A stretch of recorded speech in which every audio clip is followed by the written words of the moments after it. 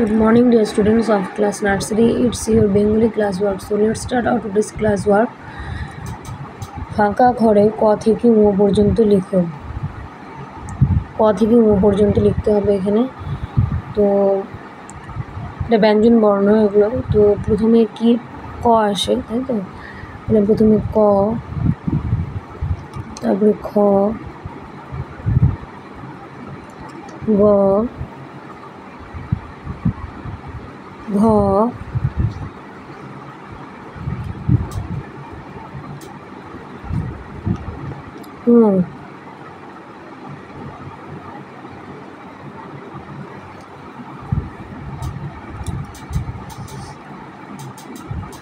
তাহলে ক, খ, গ, ঘ, ঙ।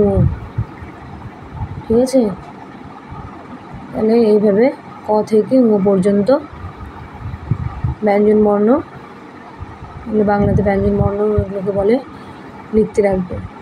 ক থেকে ঙ পর্যন্ত ক, খ, গ, ঘ, ঙ এভাবে লিখতে হবে। তোমরাও লিখো এভাবে। So practice this in your homework. So thank you.